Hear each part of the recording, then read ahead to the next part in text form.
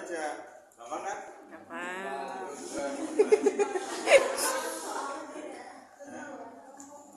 Cuma nanti beda.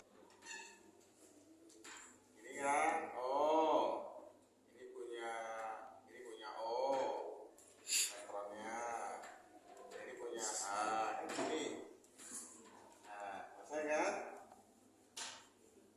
Oke. Itu nomor 2, Pak. Apa, Ya, itu nanti nomor 2. apa 1B? Jangan tahu. Nanti itu esai kan, Pak?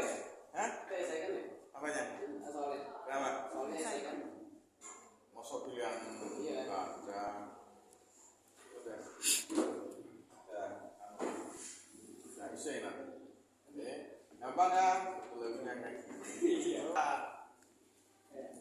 Inggris ikatan kimia, ya. Jadi ikatan kimia kalau sananya jangan dijawab dengan kata-kata. Misalnya nih, ya. Udah pernah dengar ikatan kovalen kan?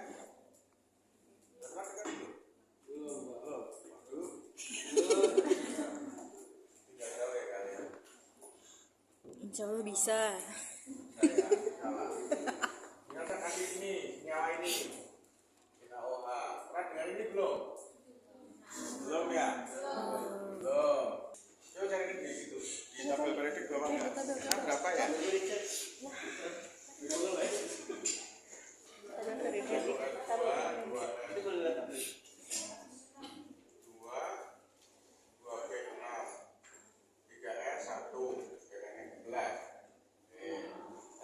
Kan? Ini elektron valensinya berapa? 1 kan? Betul nggak? Nih, gue keluarnya. Berarti dia butuh atau butuh 7 ya? Butuh 7. Kebanyakan kalau 7 kan? Sepakat kita awal dulu gimana kalau saya cuma punya 1 kok, tapi saya butuh 7, diapain? Dibuang. Oke, dibuang atau dilepas. Dibuang 1, ya kan? Nah, kalau O tadi, O berapa? 8 kan? 1S2, 2S2, 2B 4, ya kan? Elektron valensi 6, butuh 2, ya kan?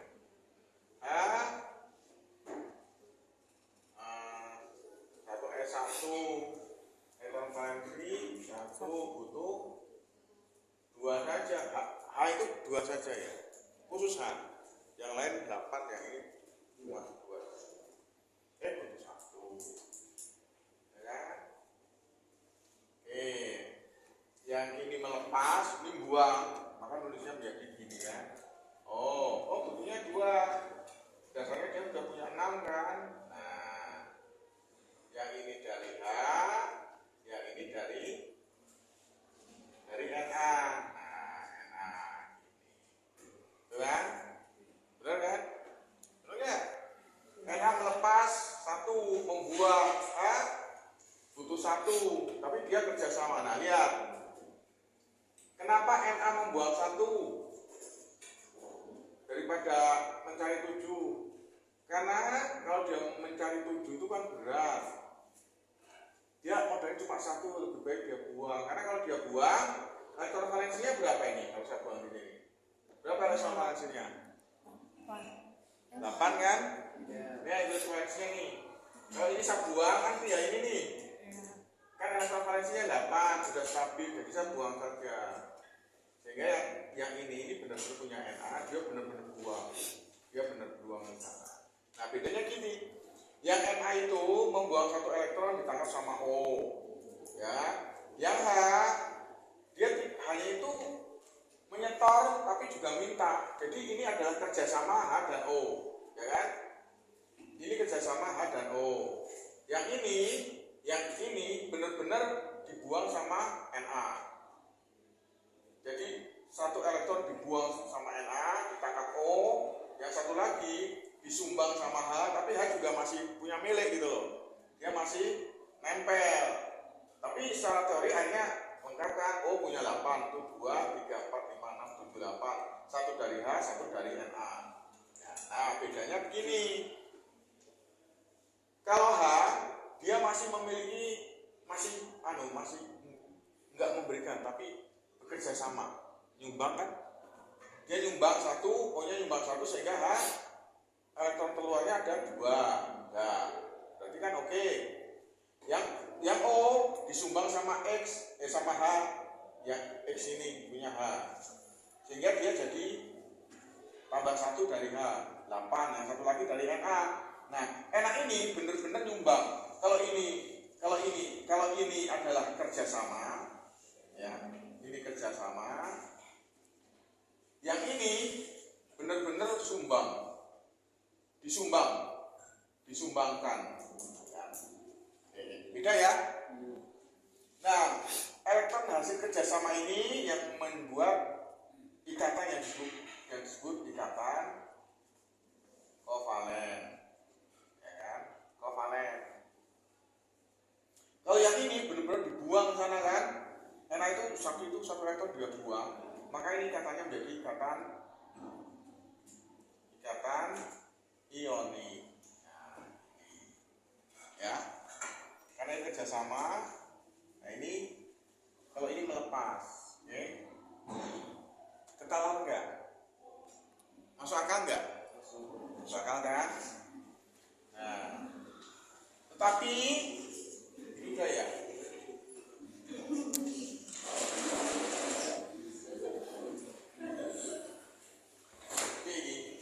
Itu Pak, makasih Pak, jangan Pak. Ini Bapak Itu Pak,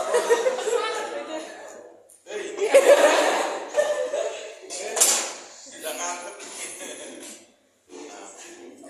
Tak tulis ulang supaya jelas. Ini O, ini Na, ini H, ya kan? Nah, ini yang ini ya. Ini elektronnya si Na yang dilepas. Ini elektronnya H yang diberikan sama si H. Yang ini kerjasama, yang ini benar-benar dilepas, ya. Nah, ini tadi namanya ikatan kovalen. Ikatan kovalen. Ini ikatan ionik. Ionit Ya. apa ya? Oh iya. Ionik. Nah, begini. Sudah saya sampaikan belum ya? O dan H itu, ukurannya gede mana? Ukurannya gede mana? H dan O. Taunya dari mana? Bukan dari gambar loh ya. Entah tak gede itu sama aja. Bukan dari gambar loh. Lihat di Tabel. tabel periodik, ukurannya agak gede. Karena berat atomnya lebih besar. Sehingga pasangan elektron ini yang harusnya kan kerjasama full tuh di tengah ini. Harusnya di sini namanya juga kerjasama, maka dia harus ada di tengah. Tapi celakanya karena O itu lebih besar, dia ditarik ke sana, lebih mepet ke sini. Jadi jaraknya agak jauh nih dengan ini, ya kan? Sehingga O ini seolah-olah jadi dipol, seolah-olah elektronnya jadi milik si O, seolah-olah, karena lebih dekat, sehingga dia karena mendapat tambahan elektron maka seolah-olah muatannya negatif. Kan dapat elektron kan muatannya negatif. Yang ini seolah-olah positif, gitu ya. Nah, maka ikatan kovalennya O dan H ini dipengaruhi, ditambahi oleh ikatan yang seolah-olah positif dan seolah-olah negatif. Sehingga kalau ikatannya positif dan negatif seperti ini disebut ikatan ionik. Ya, sehingga ikatan H dan O itu ikatannya kovalen tapi bau-bau ionik. Disebut sebagai ikatan kovalen ionik. Kalau ini benar-benar dilepaskan, ini muatannya tidak seolah-olah, tapi benar-benar positif, ya. Yang ini muatannya benar-benar negatif, ya. Karena lepas ya. Kalau ini kan ya saya lepas tapi saya ikut dong, gitu kan. Kalau ini saya lepas ini elektron gue, gitu kan. Yang ini kekuatan ikatannya hanya interaksi antara positif dan negatif saja, sehingga disebut ikatan ionik. Yang ini ikatannya kerjasama, memiliki elektron secara bersama-sama, tetapi karena jaraknya berbeda, ya, sehingga ada muatan unsur seolah-olah positif dan seolah-olah negatif. Maka ikatannya adalah ikatan elektron kerjasama disebut kovalen, tapi karena ada bau-bau ini, gara-gara beda ukuran, maka dikenal dengan istilah ikatan kovalen ionik. Nah, yang murni kovalen bagaimana? Kalau dua-dua ikatan itu benar-benar di tengah. Kalau ada dua di tengah, itu syaratnya cuma satu, dua atom ini sama. Ya, kalau misalnya H dengan H, ya kan? Yang satu dengan H, satu lagi gini kan? Nah, ini kan? Ini kalau membentuk ikatan jadi H, ini kan? Nah, ini jaraknya sama karena sama-sama besar, sehingga benar-benar di tengah. Maka ini ikatan kovalen murni. Kovalen, boleh tulisin murni. Ya, gitu ya. Sama, kalau O dengan O juga begitu. Nah, ini O, ini ya, O. Nah, ini sama O, ini kan sama tuh. Nah, ini kalau membentuk ikatan, ini kan menjadi seperti ini. O, persis sama jaraknya. Nah, persis sama jaraknya. Ya. O.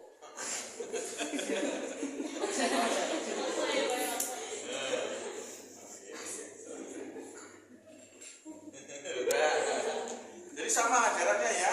Itu yang disebut dengan ikatan kovalen.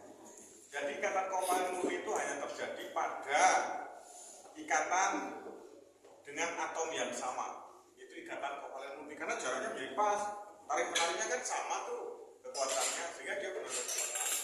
Tapi kalau yang ikatannya beda atom kayak gini, pasti salah satunya akan ketarik ke muatan ke atom yang lebih besar, sehingga timbul seolah-olah positif, seolah-olah negatif. Itu kan? Ini udah ya? Udah. Oke, kalau sudah berarti saya lagi pakai kata.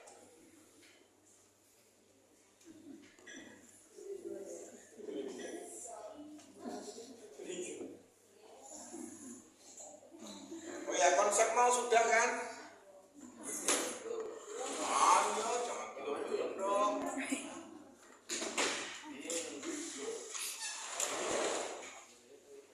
Hapus saja ya, udah kan? Mana yang udah ya? Konsep mau udah kan? Oh udah kan?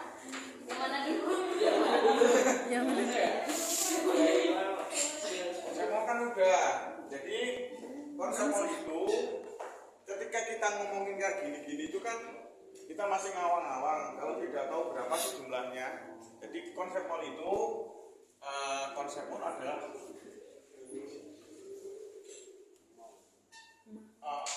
menentukan ukuran quantity ya, tulisannya inilah orang ngantuk. Quantity ya. Kalau misalnya ada rem itu kan kuantitas, quantity. Rem itu berapa? 500 kan? Betul kan? Ada lusin gitu kan? 12 gitu kan? Kalau mol, ingat? 8 itu elektron terluar, itu yang elektron valensi. Mol itu adalah 6,022, ini koma ya, 022 kali 10 pangkat 23 biji partikel. Itu namanya mol. Ya. Jadi semua benda yang jumlahnya sebanyak 6,022 kali 10 pangkat 23 itu namanya 1 mol. Ya. Jadi kalau misalnya ada 280 juta penduduk Indonesia, nah, penduduk Indonesia ini berapa mol? 280 juta penduduk Indonesia, berapa rem aja deh? Berapa rem ini? Ini Ini berapa rem ini? 280 juta penduduk Indonesia itu berapa rem? Berapa? Ya 280 10,6 ya, itu aja ya. Dibagi 500 rem, ya kan? Berapa lusin? 280 10 pangkat 6 dibagi 12. Berapa mol? 280 10 pangkat 6 dibagi 6,022 kali 10 pangkat 23. Nah, berapa ini? Segitu deh. Berapa mol tuh penduduk Indonesia itu? Berapa? Ini susah buat 7 aja. Ini 28, kan? Berapa? 28 per 6,02 kali 10 pangkat ini 16. Kan itu. Mol. Jumlah penduduk Indonesia itu segitu. Nah, apa kok aneh ya? Ya nggak apa-apa lah kan. Ya udahlah. Kan jumlahnya kan partikel ya. Berapa biji? Cuma orang kan nggak mengenal ya. Kalau orang non kimia nggak kenal mol apa itu mol. Maksudnya mol itu begitu. Nah, ini tuh angka apa? Ya, ini yang menemukan namanya Avogadro. Maka dikenal sebagai bilangan Avogadro. Bilangan Avogadro. Dulu kenapa ngitung gini? Karena zaman dulu kan mau ngitung-ngitung kimia kan susah juga ukurannya apa, kan? Sehingga dicari standar material yang dipakai adalah karbon black itu, karbon arang-arang itu ya. Itu rumus kimia kan C12 ya kan, artinya C yang berat atomnya 12. Nah, sama Avogadro supaya 1 mol itu berapa gitu sama Avogadro, maka didefinisikan sebagai 12 gram atom C12. Ini 1 mol. Didefinisikan begitu. Kenapa? Supaya ketemu 1. Jadi 1 mol itu adalah 12 gram atom C12. Nah, ketika ini dihitung 1 mol ini, dihitung jumlahnya ada berapa biji, ternyata ketemu angka ini. Ketemu angka ini. Ternyata ketemu angka ini ketika dihitung. Ini segini nih ya. Kalau dicari volumenya ternyata ada 22,4 liter. Itu ya. Ternyata jadi dimulai dari sini. Aduh, hitung kimia itu pakai apa kok susah, nggak ada ukurannya. Masa pakai kilogram langsung ya nggak kelihatan. Maka carilah ukuran yang bisa diterima, yang memudahkan, maka dibuatlah itu. Namanya mol gitu aja. Mol. Nah, kemudian mol itu pokoknya distandarkan di 12 gram atom C12 supaya ketemu 1 mol. Ternyata setelah dihitung 1 mol itu dari C karbon itu, C12 karbon ada partikel sebanyak ini. Kalau ini dipadatkan terus dihitung volumenya, ternyata ketemu 22,4 liter. Gitu ya. Seperti itu. Jadi 1 mol adalah bilangan Avogadro atau 1 mol adalah 12 gram atom C12. Nah, ini atom C12 ini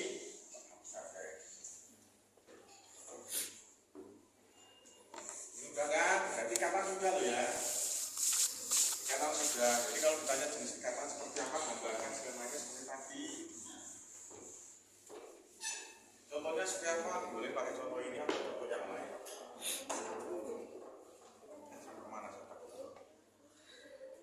Nah, ini 12 gram C12 itu, ini kan 1 mol. Itu sebenarnya kalau dicari itu adalah 12 itu 12 gram per C12 itu adalah BA-nya 12, ini BA C12 ya, atau sama dengan gram per berat atom atau berat molekul. Ini 1 mol. Itu sejarah ceritanya. Nah, berarti nanti bisa menghitung mol. Misalnya berapa ya? Oke, 10 gram NaOH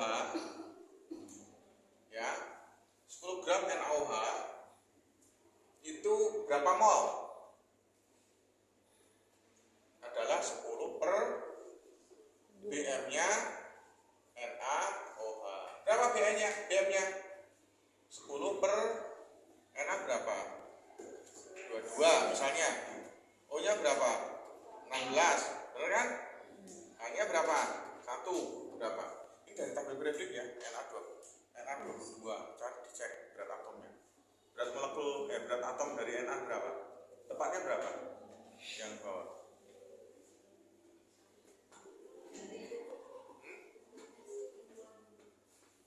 Jangan salah, ini berat atomnya. Ini berat atom atau berat molekul. Ya. Total berapa? 30, 38, 39, ya kan? Oke, berarti 10 per 39. Berapa ini kira-kira? Mol, tulisannya mol.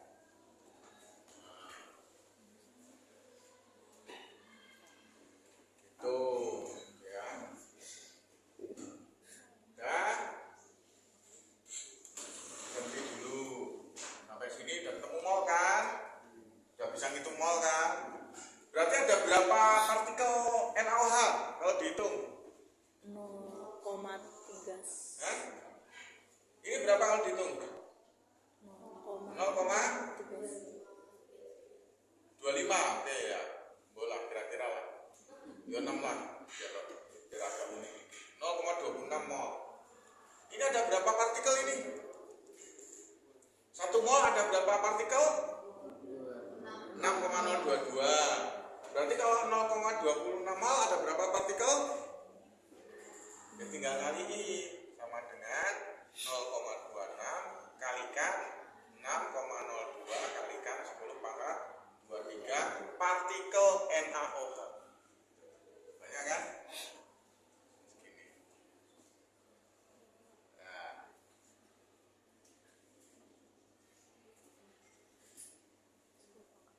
Oke.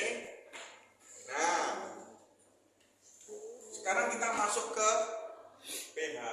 Ya udah belum ya? Kembali ke H2O. Mana tadi H2O? Saya tadi ngapain H2O ya? Gimana tadi H2O? Udah dihapus. Oh, saya hapus ya? Waduh ya, bener apa hapus lagi.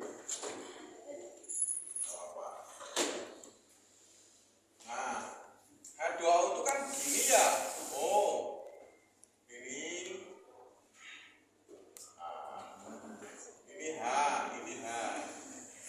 Kemarin saya udah bilang ya, kalau nggak salah, kita kalau nulis kayak gini kan capek ya, capek. Nah, nulisnya kok gini mulu capek. Maka kemudian tanda kayak gini ini disimbolkan dengan garis saja. Jadi H, ini, O, ini, ya kan? Ini.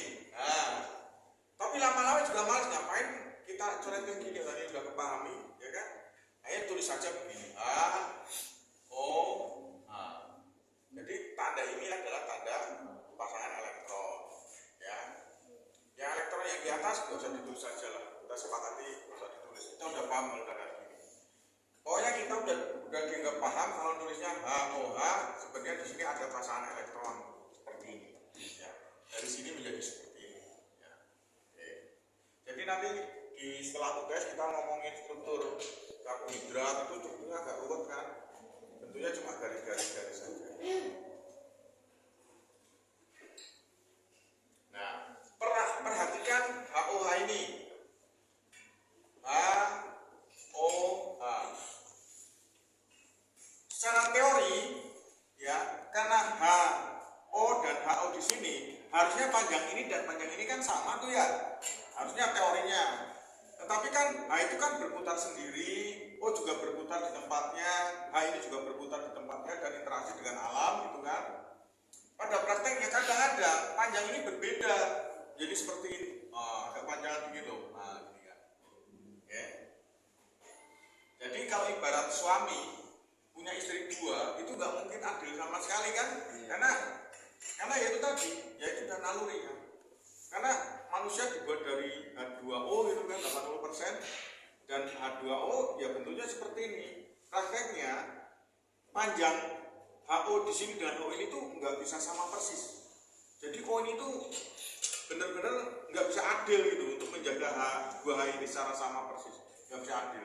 Sehingga elektronnya kan semuanya agak mepet ke O tuh, sehingga di sini dipol positif negatif, ya kan? Yang sini dipol positif, yang sini dipol positif gitu, ya kan? Jaraknya agak jauh gitu, karena agak jauh nih, ya. Yaitu itu sifat alam. Untuk poligami itu susah, nggak bisa adil sama sekali, nggak bisa, nggak adil. Oh juga begitu, nggak bisa mencegah, nggak bisa menjaga benar ini sama panjang. Nah ini kan gambaran satu molekul H2O. Kalau banyak bagaimana? Disatu dulu. Kalau banyak bagaimana? Disatu dulu. Saya tulis beberapa saja. Saya begini. Nah, di sini H, ya, ini O H, ini O lagi, ini O, ya, ini O. Nah, faktanya tadi, ini beberapa. Jadi kalau satu tetes air itu isinya dalam miliaran H2O. Jadi jangan dikira satu tetes air itu isinya bisa miliaran H2O.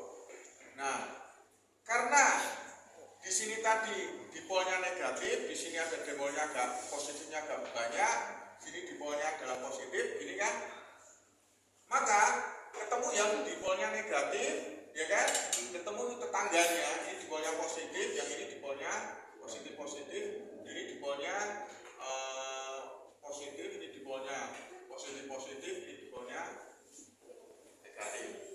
Terjadi perselingkuhan dari hidrogen milik ini berselingkuh dengan hidrogen miliknya, oksigen miliknya ini. Nah, ini dipol negatif, ini dipol positif, ini dipol positif. Ya. Yang ini contohnya, karena si O ini nggak bisa menjaga sama sekali, tidak bisa menjaga keadilannya, maka yang ini kan jadi lebih lemah dibandingkan yang ini, sehingga dia tergoda dengan yang tetangganya. Karena positif berdekatan dengan negatif, ini positif, ini negatif, ya kan? Sehingga terjadi selingkuh. Nah, selingkuh yang ini, ikatan selingkuh ini yang dikenal dengan ikatan hidrogen. Ini penting nanti di semester berikutnya. Ikatan hidrogen. Ya kan? Nah, ini selingkuh nih. Ini selingkuh, ya kan? Ini selingkuh. Nah, banyak selingkuh nih, ya kan? Kenali yang selingkuh. Ya. Ini juga selingkuh nih, ya kan? Jadi ada ikatan selingkuh. Nah, selingkuh itu akibatnya ada yang benar-benar cerai karena ketahuan selingkuh, ada yang balik lagi, sehingga ditulis H2O gini, ya, itu ditulis kalau yang cerai itu ditulisnya gini, OH plus OH min ini H plus, itu kan? Tetapi yang selingkuh ini kan ini yang kapalnya selingkuh nih, ya kan? Dari OH ini selingkuh nih, yang mana ini selingkuh nih, ini saya gambarkan ini. Nah, ini selingkuh nih, dia bisa memisahkan diri dari OH yang ini. Tetapi kemudian dia balik lagi, ini. Nah, udah selingkuh, balik lagi, selingkuh, gitu kan? Ya, kemudian fakta ini H2O ini yang terurai atau ada cerai H plusnya itu ada yang balik lagi, sehingga ini dinamakan reaksi reversibel. Pecah, nyatu lagi, pecah, nyatu lagi, pecah, nyatu lagi. Maka kalau ada reaksi dua panah begini H2O, terus ada panahnya dua begini, H plus OH min, ini namanya reaksi reversibel, reaksi bolak-balik. Dia pecah, nyatu lagi, pecah, nyatu lagi.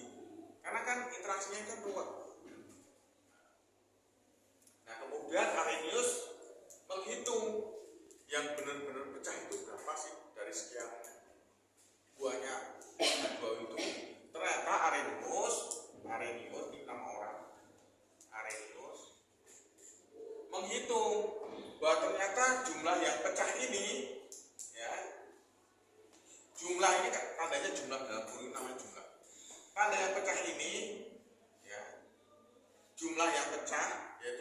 ini yang H plus dan OH ini pecah, itu banyaknya adalah 10 pangkat min 14 ya, mol per liter.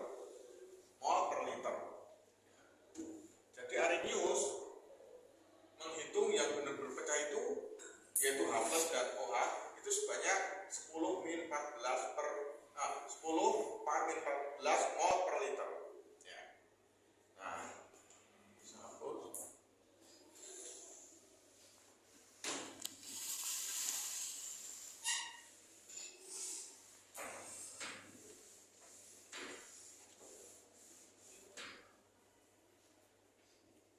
H plus ya, dan yang benar-benar pecah itu ada 10 min 14 mol per liter. Karena memang yang dicek sama yang diuji sama si Arrhenius itu airnya 1 liter, murni suhunya 25 derajat. Ini pada 1 liter air 25 derajat Celcius.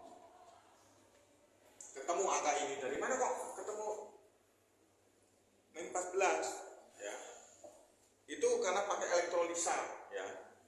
Elektrolisa, jadi elektrolisa kan begini. Ini positif, ini PT, ya kan? Ini karbon, dialirin listrik, ya kan? Ini dialirin listrik, nanti airnya itu pindah dari sana ke sana, tapi pecah. Yang muncul adalah H2. H2 itulah pecahan dari air. Ya. Dia kemudian H2 ini ditangkap. Ada berapa sih sebenarnya yang pecah ini, gitu kan? Maka ternyata jumlahnya adalah 10 min 14. Oke, elektrolisanya besok aja. Jadi kalau kalian tertarik bisa tambah. Ya. Tapi yang penting ini dulu, ketemu ini. Jumlah H plus dan jumlah OH min itu adalah 10 min 14 mol per liter. Mol sudah tahu, liter itu karena memang yang diteliti airnya adalah 1 liter. Mol per liter. Nah, angka ini kan bagus tuh. Terus Arrhenius mikir gimana caranya? Ini kan angka bagus nih. H plus kalikan OH min konsentrasinya